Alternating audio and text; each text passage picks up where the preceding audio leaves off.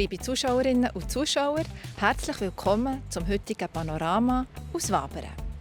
Wir haben folgende 3 Beiträge für euch parat. Ideen und Gedanken zur Mobilität, Gedanken zur aktuellen Saison in den Badis und die Schwingmekka Burgdorf.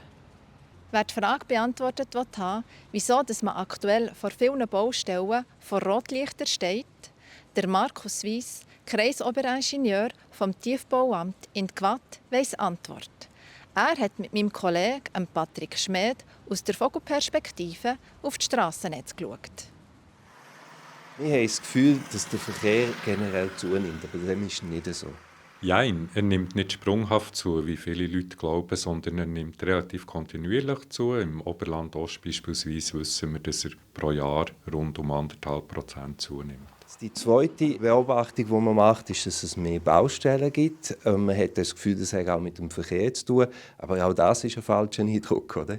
Baustellen haben weniger mit der Verkehrszunahme zu tun, als vielmehr mit dem Alter der Strassen selber und insbesondere der Brücken. Die meisten Kantonsstrassen sind in den 60er, 70er bis in die 80er Jahre gebaut worden. Das heisst, die sind jetzt zwischen 40 bis 60 Jahre alt. Und das ist der Zeitraum, wo sie erneuert werden müssen. Und das ist die Hauptursache der Zunahme der Baustellen. Wenn man in die Zukunft schaut, hat man ja verschiedene Verkehrsmittel und die alle zu koordinieren ist nicht immer so einfach.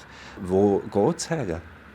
Ja, es muss Richtung Gesamtverkehrslösungen gehen. Also jeder Verkehrsträger, sei das jetzt Velo, sei das ÖV oder MIV, muss eigentlich seine Stärken ausspielen können. Und wenn man die Region Thun anschaut, die Agglomeration, da wissen wir, dass 80% der Wegdistanzen kürzer als 5 Kilometer sind. Das sind perfekte Distanzen, für mit dem Velo oder einem E-Bike zurückzulegen. Also müsste man im Sinne von gesamtverkehrlichen Lösungen die Veloinfrastruktur deutlich verbessern, attraktiver machen.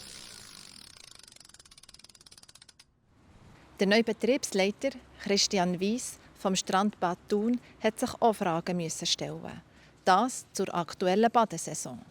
Weil die ersten 2 Monate sind wortwörtlich ins Wasser gefallen. Meine Kollegin Danine Häusli hat mit ihm darüber geredet.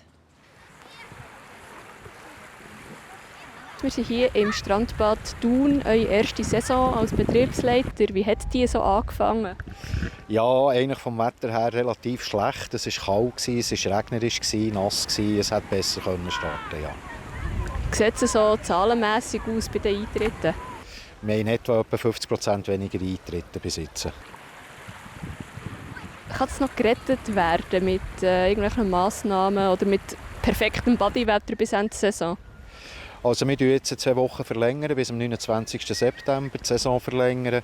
Wir können etwas aufholen, aber das Ganze kompensieren, das ist schlichtweg nicht möglich. Der Anfang war so schlecht über so lange Zeit, das können wir nicht mehr ganz aufholen. Nein.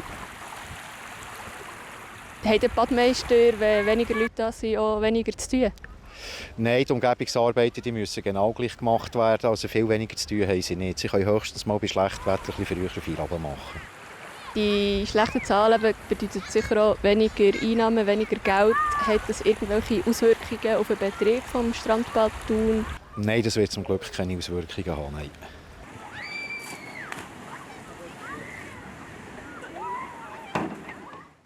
Die Schwingfest-Trippel in Burgdorf steht da.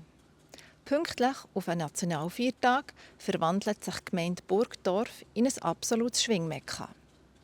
Was an diesen 3 Festen, wo über 50'000 Zuschauerinnen und Zuschauer erwartet werden, auf den Tower und ins Glas kommt, mein Kollege, der Manuel Moser, weiss die Antworten.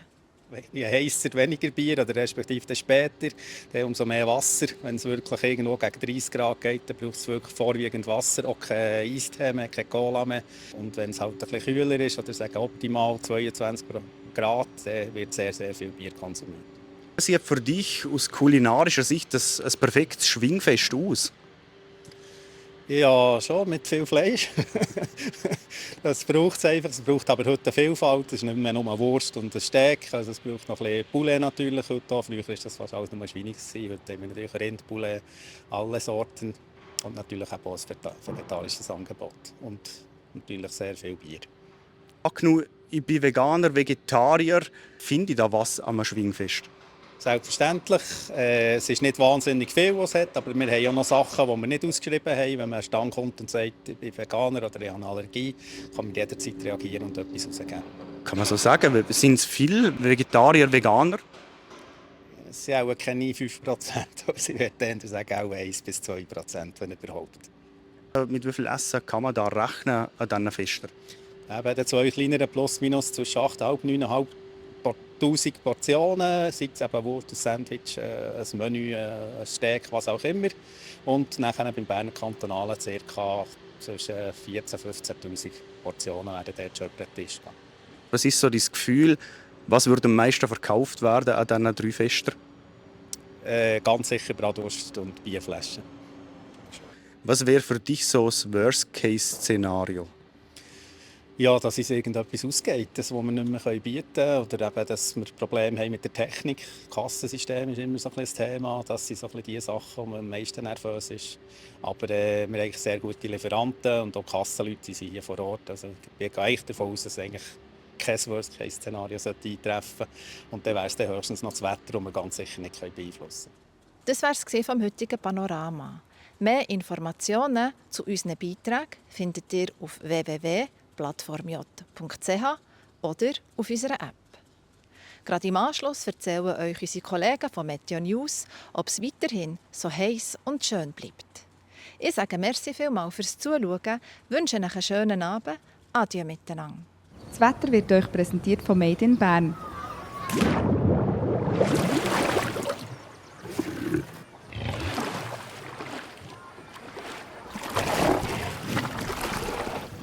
Bärenstarke Sommerferien. Made in Bern. Ich begrüße Sie ganz herzlich bei Ihrem Plattform Jodwetter für den Kanton Bern am 2. letzten Tag vom Juli und am bislang heißesten Tag von dem Sommer. Vielerorts hat es dank einem uns geprägten Hochdruckrücken 32 bis 35 Grad gegeben.